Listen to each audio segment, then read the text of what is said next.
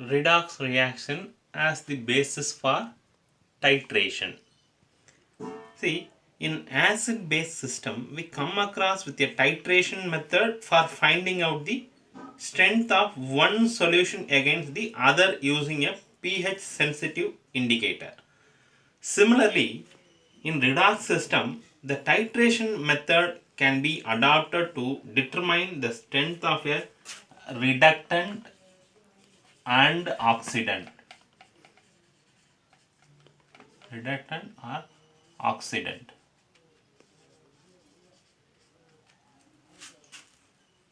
That is reductant or oxidant using a redox sensitive indicator. See, we will see what are the steps involving here. In one situation, the reagent itself is intensely colored. That is, example is permanganate ion MnO4 minus.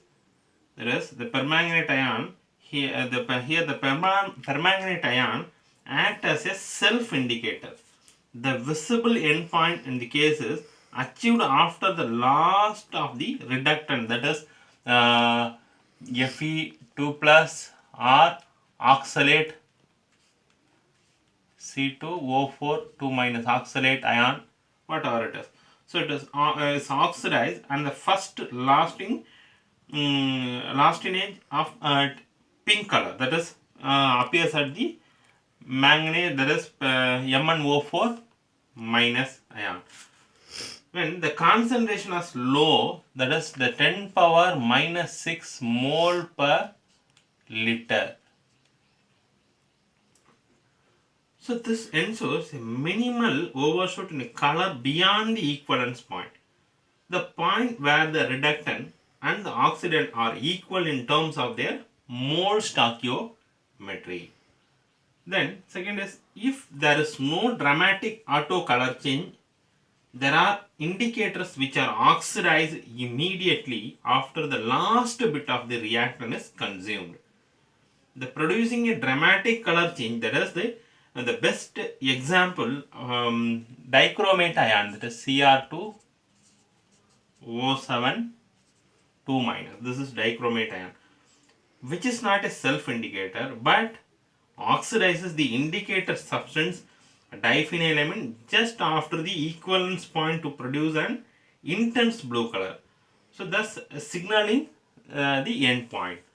Then there is next one is, there is yet another method which is interesting and quite common. It is used to restricted to those reagents which are able to oxidize iodide ion.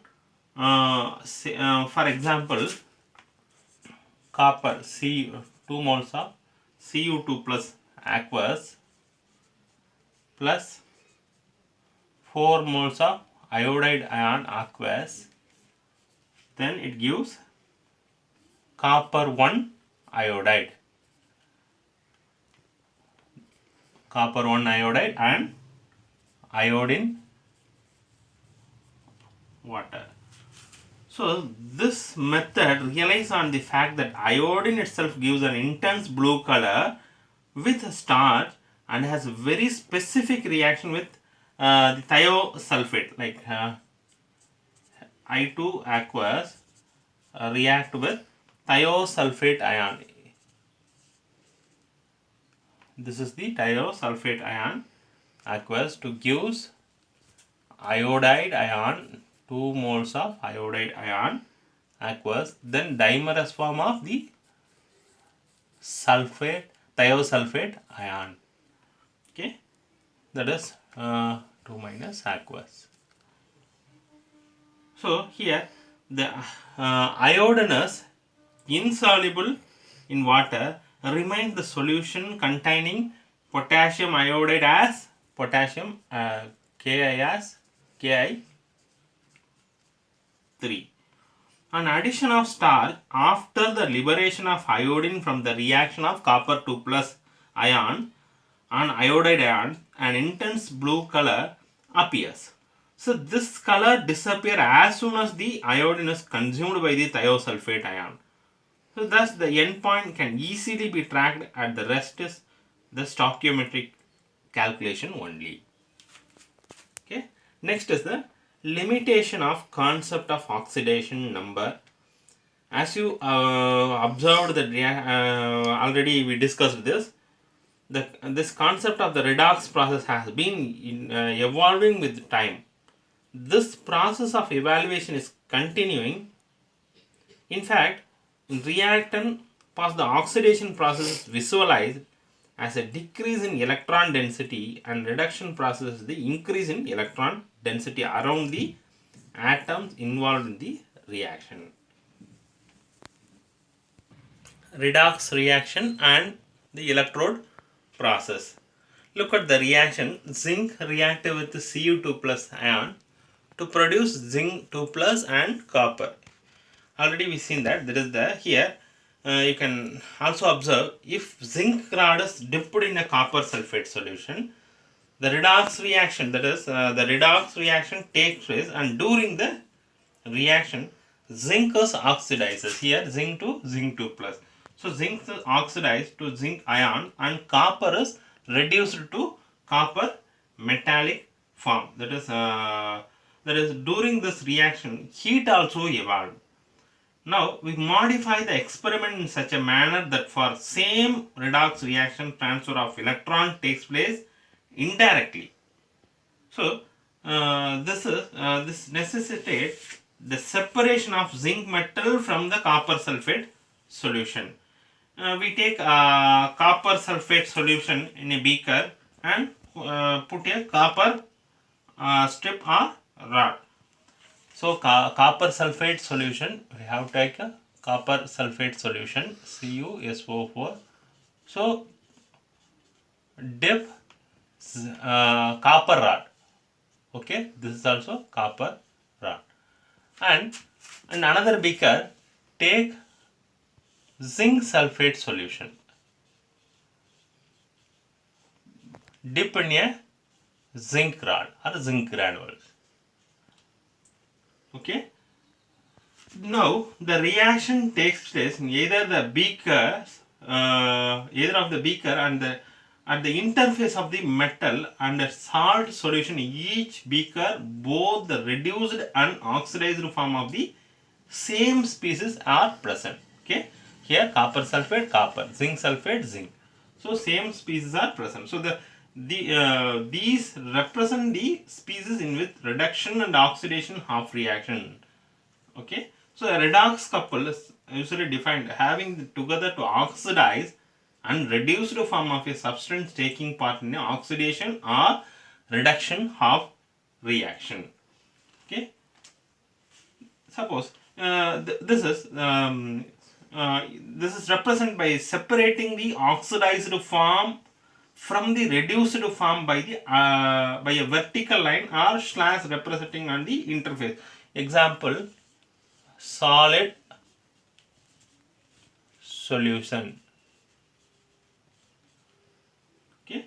For example, in this experiment, there is two redox couple are represent in this reaction, that is zinc 2 plus. You can write like this, zinc 2 plus and zinc. Then Cu2 plus Cu. This. Okay. So in both cases, oxidized form is put before the reduced form. Now we put the beaker containing copper sulphate solution and the beaker containing zinc sulphate solution side by side. So suppose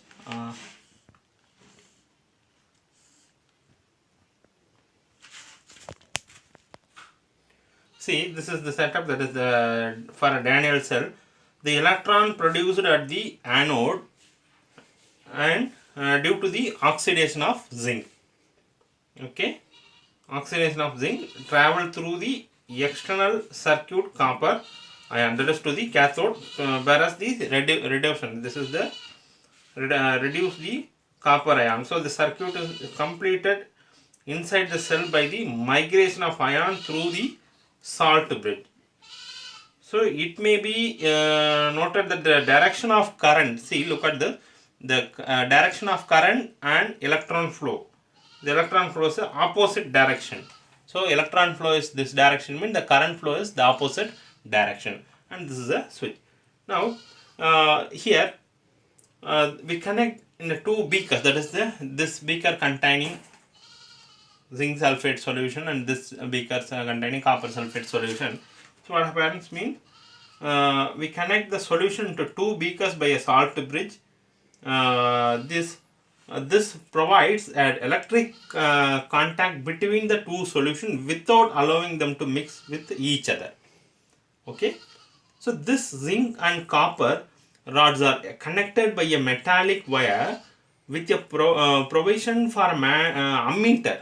Okay, ammeter and a switch. So then only you can connecting, that is off and on switch. The setup, this is the setup for the Daniel cell. When the switch is in the off position, no reaction takes place in either of a beaker and no current flows through the metallic wire.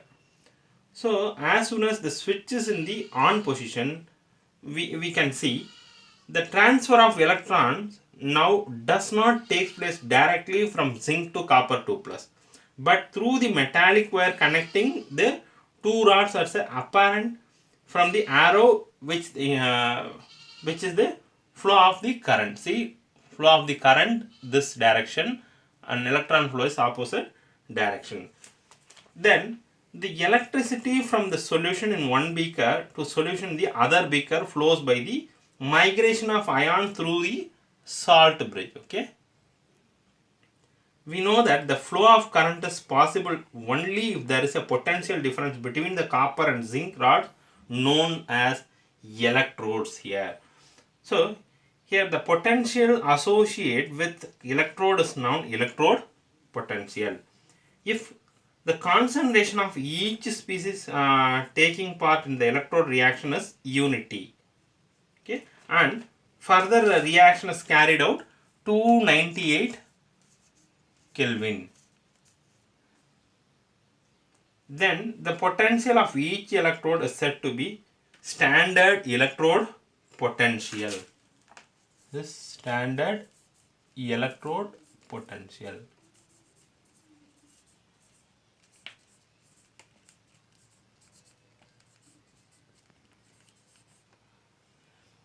See, by converting the standard electrode potential, usually we can write it that as E naught or sometimes E negative like this.